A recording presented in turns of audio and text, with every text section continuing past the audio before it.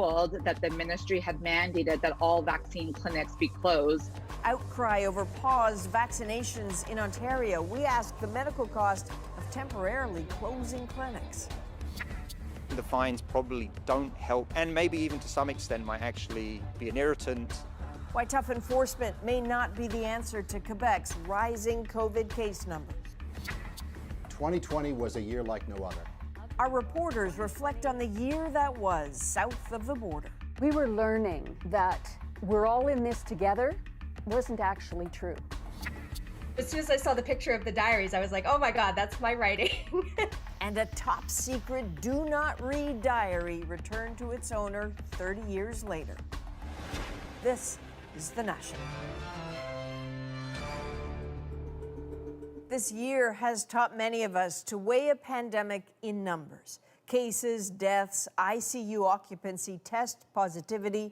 Numbers are supposed to tell a story. Well, today the number is 15,000. That is the COVID-19 death toll Canada surpassed tonight. We marked 10,000 deaths exactly 2 months ago. Since then, the pace of death has more than tripled. And the truth is, numbers are sometimes so clinical, they enable us to hide from this. Each face a life loved, cherished, and now mourned. You'll hear about some of those lives tonight, but the virus is taking so many people and leaving behind so much pain for us as a country to share that we have to shrink that infinite loss back to numbers again. And two numbers are causing concern in Canada's biggest province right now. Long-term care deaths are soaring, and the speed of COVID-19 vaccinations is dropping. With lives at stake, Magda Salasa delves into why this is happening. Ontario's vaccination rollout began with high hopes. When it arrives, we don't want it sitting on shelves. But now the government faces some heat after the rollout was halted over the holidays. We felt we wouldn't get the numbers to come into the vaccination clinics that we wanted. And so we felt in the slightly longer term, it was better to take a little pause. Vaccines need to go in arms as quickly as possible. This doctor says staff wanted to keep the clinic at her hospital open, but the ministry ordered it closed for Christmas and Boxing Day. Every day that is delayed getting people vaccinated is another day that there's going to be more illnesses, more hospitalizations, and more deaths. Ontario is already falling behind other provinces. A look at the COVID-19 tracker shows for every 100,000 people, only 77 doses have been administered, mainly to frontline workers, including at long-term care homes. It's very disturbing. It's ugly. Yeah. It shows that she suffered before she passed. Dennis Chu's grandmother died with COVID at Tender Care Living Center in Scarborough.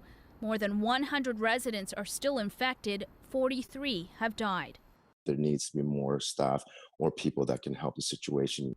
A hospital has taken over operations there as outbreaks grow at other homes. The hope is that the Moderna vaccine can provide some relief in LTC homes when it arrives. As for Ontario's progress with the vaccine it currently has, I'm not in a race against the other provinces. the head of the program maintains things are on track with more than 13,000 people vaccinated so far, and more to come over the next several days. Magda Salasa, CBC News, Toronto. All right, let's bring in Dr. Isaac Bogosh now, who's an infectious disease specialist, crucially a member of the Ontario government's vaccine distribution task force. So, Dr. Bogosh, you have to help us understand this delay. Whatever people are to make of the explanation that there wasn't the staff for this, I'm not sure it's flying with a lot of people, and I'm not sure we understand the implications of it. Right, and quite frankly, we've got to avoid all these delays. We need to provide maximum immunity in the Ontario population as soon as possible, and that means getting those vaccines into arms as quickly and as efficiently as possible. And on the new variant of the virus, we keep hearing this description that it's more transmissible, but what exactly does that mean medically? And I suppose what has to change now because of that? Well, there's a mutation that's on a part of the virus that's called the spike protein, and that allows the virus to get into the cells of our body. And it's thought that perhaps it might more efficiently get into the cells of our body because of this mutation. At an individual level, it changes nothing. We still are supposed to put on masks, physically distance. And when the time comes, we should all be rolling up our sleeves to get a vaccine. Where we might see changes is at a policy level. We might see, for example, more sequencing of the viruses that we have in the country. We might see more stringent policies related to the Quarantine Act and having people checked up on to make sure they're adherent to the Quarantine Act. And then again, we might see more testing and rapid diagnostic testing or conventional diagnostic testing for people landing on Canadian soil from overseas. Okay, thank you very much, Dr. Isaac Bogosh in Toronto tonight. Now, the variant's dramatic spread across the UK also poses challenges for Canadians trying to get home from that country and raising questions about whether they should travel at all. Sarah Levitt looks at that tonight. It's really just been a chaotic time. Stuck in London, Faith Thompson has spent 5 days trying to figure out how to get to Bracebridge, Ontario. After Ottawa banned all travel from the UK earlier this month, getting answers on how to get home hasn't been easy. The consulate is saying, please contact your airlines, for the most up-to-date information. But then when you contact the airlines, they're so apprehensive of saying anything incorrect or telling you anything that they're defaulting you back to the embassy. Global Affairs Canada has discouraged non-essential travel since March. We are aware of Canadians abroad seeking to return to Canada following recent developments in the United Kingdom. There are no plans to offer repatriation or assisted departure flights. It's left many figuring out other ways to get home. I'm currently booked for a flight on Wednesday, so in 2 days from now, and that flight's going to Amsterdam. And then going with Air Canada from Amsterdam to Frankfurt, Frankfurt to Montreal, Montreal to Toronto. It also raises questions about spreading the virus. When you have large number of people coming, and because so many people can be asymptomatic with this virus, there'll be a fraction that don't behave themselves and don't isolate when they come. Brianne Kelsick and her boyfriend came home from London for family Christmas 12 days ago and have quarantined ever since. They say they've followed the rules but haven't heard from health officials until yesterday. We had an officer come to the door, we didn't have any phone calls or anything, and he just asked to see both of us. They have a flight back on January 3rd but expect it to be canceled. Maybe we get a little bit longer vacation here, which for us wouldn't be the worst thing. Not the case for those scrambling to get back from the UK. The ban is in effect until January 6th and could likely be extended. Sarah Levitt, CBC News, Toronto. Alberta became the third province to confirm a case of the COVID-19 variant today in a person who recently arrived from the UK. The good news is that this individual did everything they were supposed to do, following quarantine and other public health measures, and at this point there is no evidence that there has been any further spread. Today, Alberta reached a total of 1,000 COVID-related deaths since the pandemic began in March. This is day 4 of Quebec's latest lockdown. At Christmas, the province brought in some of the toughest restrictions in the country. But the virus is still gaining steam, with the province reporting 2,265 new cases today. And as Jayla Bernstein explained, some Quebecers still don't seem to be getting the message. In Quebec City alone, police have already handed out 41 tickets since Christmas Eve. Officers busted a crowd at this church, a get-together at Boston Pizza, plus a couple of house parties. It's as if we're in the middle of a huge raging forest fire right now.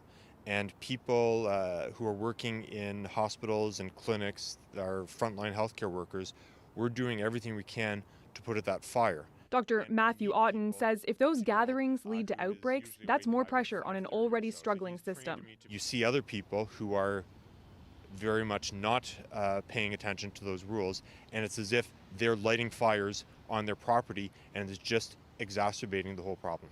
Even here at the airport, people traveling internationally told me they wouldn't take the risk of crowding into a house to party with friends or family.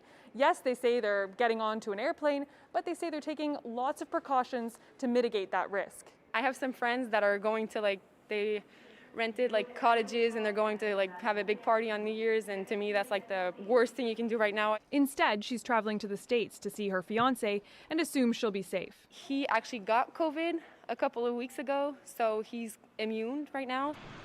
The government of Canada has discouraged non-essential travel since March, but still, this student says she's traveled throughout the pandemic and maintains she does it safely. I'm going to Arizona. I'm going to spend 9 days in the desert, rented a big SUV, and I'm just going to drive around and see what I can find.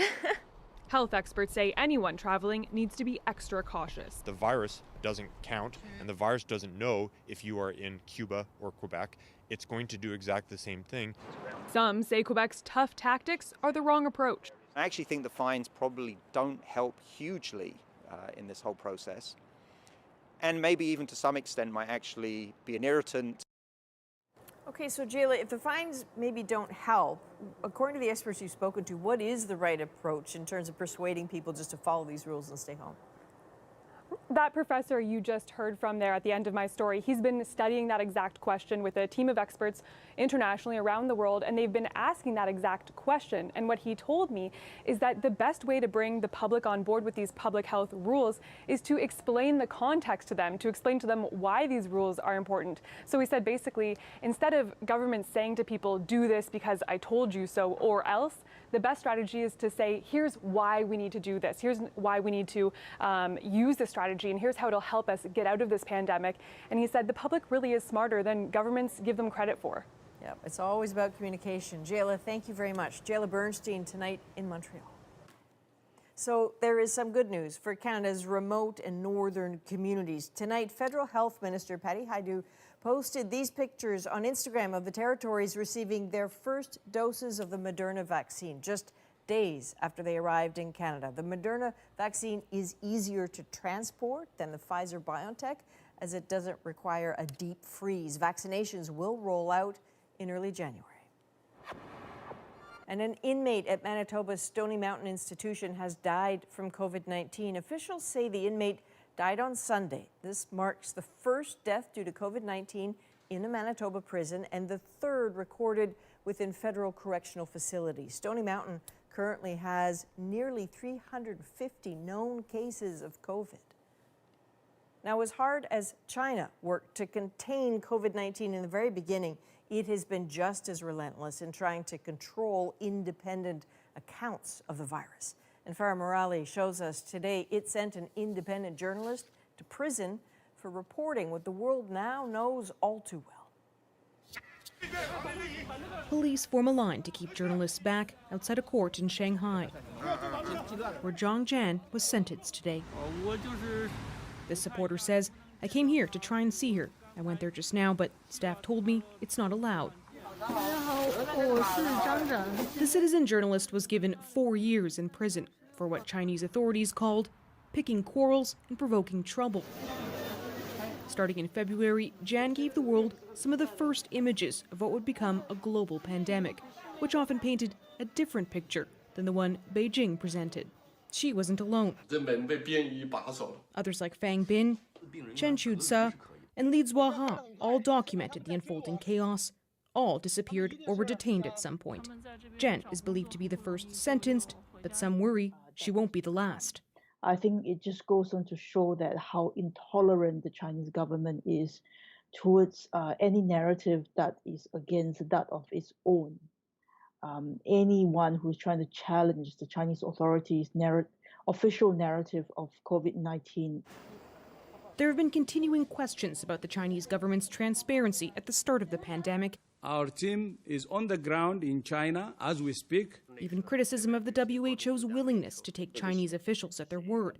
Speaking to the CBC today, Canadian Bruce Elward, a senior WHO advisor, defended the response. You saw the people in, they were calling them the spacesuits, etc. The warning was there for the entire world that this was something very dangerous. They were locking down an entire city. This was back in January. The WHO will need Chinese cooperation next month when its team arrives in Wuhan to investigate the origins of the virus.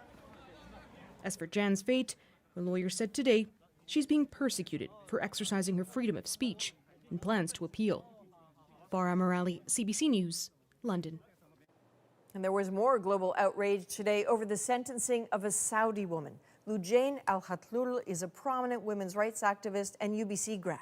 She became known around the world for defying the kingdom's ban on women driving. She pushed for change and ended up in jail. She was sentenced today to 6 years in prison under a counterterrorism law. Greg Rasmussen has the story and the push for Ottawa to get involved. The offense that started it all, driving while being a woman, made Loujain Al Hathloul famous and drew the ire of the Saudi government. Now sentenced to nearly 6 years in prison after a trial in a special terrorism court on charges including agitating for change and using the internet to harm public order. She's very strong. She has a very strong character. Alia Al Hathloul believes her sister will not stop speaking out and is demanding action on claims she was tortured in custody. She wants to make sure that there's a real investigation and not just a cover-up investigation, a real investigation about the torture, because this is something that hurts her so much. The conviction comes even after Saudi Arabia lifted the law banning women from driving more than 2 years ago. The United Nations and civil rights groups have loudly criticized the country for widespread human rights violations. It's not just women's rights activists. It's academics, it is journalists, it is all forms of activists advocating on a range of issues are being silenced. Global Affairs Canada said the conviction and sentence are deeply troubling, and we understand that early release is possible and advocate for it. The Saudi court suggested Al Hathloul could be released within months after spending more than 2 years in jail awaiting trial. I think Canada can and should be much more vocal. Al Hathloul studied for 4 years in Vancouver, and friends here are worried but inspired. She has never compromised her integrity. She has never compromised her morals. She has always courageously stood for what's right, even when she's faced grave consequences as a result. Some analysts suggest this move is an attempt by the Saudis to distance themselves from this high-profile case as the Biden administration arrives with its promise of action on human rights. Greg Rasmussen, CBC News, Vancouver. American actor Lori Loughlin was released from prison today. Loughlin spent 2 months behind bars for her role in the now infamous college admissions scandal, which saw dozens of wealthy parents accused of cheating their kids' way into elite universities. Loughlin's husband is serving a 5-month sentence. He's scheduled to be released in April. And a U.S. judge has again denied bail to Jeffrey Epstein's longtime associate, Ghislaine Maxwell. Maxwell was arrested in July and is awaiting trial on multiple federal charges, including sex trafficking. She is accused of having lured underage girls for Epstein and faces up to 35 years in prison if convicted. Officials in the U.S. are warning the second wave is about to get worse. Just the magnitude of the amount of disease that we are seeing really, you need to have a better term, which I think is tsunami. This weekend, more Americans traveled than any other day during the pandemic. Up next, how doctors are preparing for the perfect pandemic storm. Plus, a reporter's notebook. 2020 was a year like no other. Has been unrelenting. What more are they going to throw at us? Chaos. Our U.S. correspondents look back at all that was. And later, as soon as I saw the picture of the diaries, I was like, oh my God, that's my writing. dispatches from inside the drywall. We're back in 2.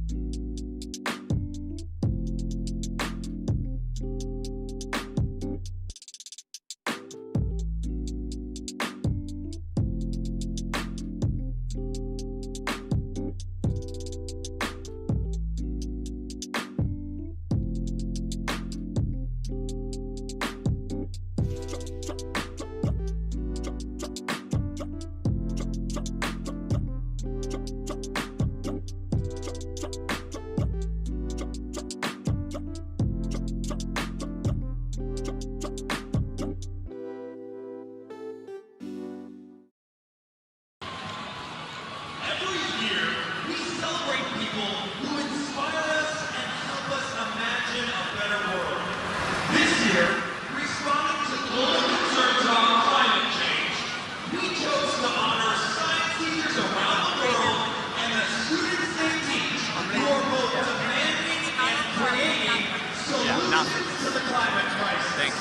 Representing them on stage to lead our countdown tonight are award-winning science teachers Aida Rosenbaum and Jared Fox. Joined by their students, Daniel Soto, Van Troy Ulloa, Ricardo Herrera, and Merling Lantigua. And up next, just before midnight, we have our final performance of the evening, when ex-ambassadors bring the world together with their rendition of John Lennon's Imagine.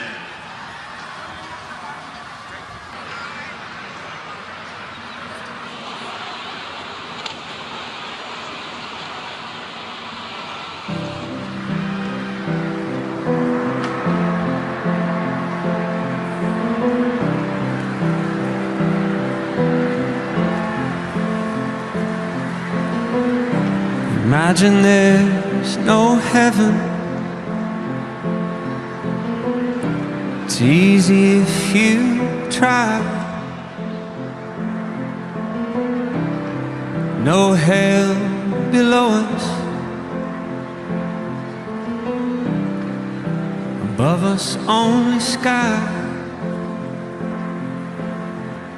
Imagine all the people living for today. Imagine there's no countries. It isn't hard to do. Nothing to kill or die for. And no religion too. Imagine all the people living life in peace. You may say I'm a dreamer, but I'm not the only one. I hope someday you'll join us and the world will be as one. Imagine no possessions. I wonder if you can. No need for greed or hunger. A brotherhood of men. Imagine all the people sharing all the world. You may say I'm a dreamer. Oh, I'm not the only one. I hope someday you'll join us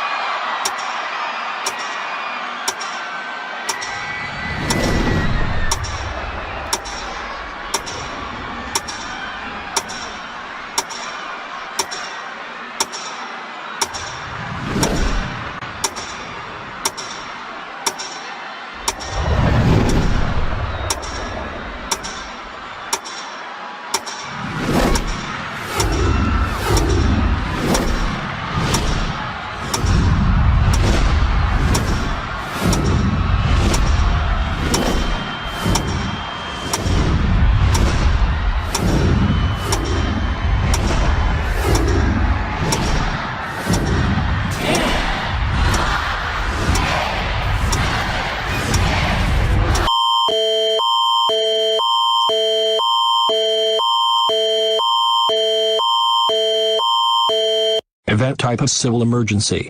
For the US-Canada border until tomorrow at 7:30 a.m. in the morning. Le type d'événement est une urgence civile. Pour la frontière canado-américaine jusqu'à demain à 7h30 du matin. The Canadian government has been issued a civil danger warning for the US-Canada border. 5 minutes ago, the annual purge has commenced across the United States. This event does not directly affect the country of Canada for the annual purge at this time. Le gouvernement canadien a reçu un avertissement de danger civil pour la frontière canado-américaine. Il y a 5 minutes, la purge annuelle a commencé à travers les États-Unis. Cet événement n'affecte pas directement le pays du Canada pour la purge annuelle pour le moment. The emergency broadcast was taken 6 minutes ago and it said that all crimes including murder is legal according to the NFFA. This is an extremely dangerous situation and should be taken seriously. L'émission d'urgence a été prise il y a 6 minutes et elle a dit que tous les crimes, y compris le meurtre, sont légaux selon le NFFA. Ceci est une situation extrêmement dangereuse et doit être pris au sérieux. All Canadian citizens are advised to be on the lookout at the border. Continue to monitor local media outlets for this alert. Il est conseillé à tous les citoyens canadiens d'être à l'affût à la frontière. Continuez à surveiller les médias locaux pour cette alerte.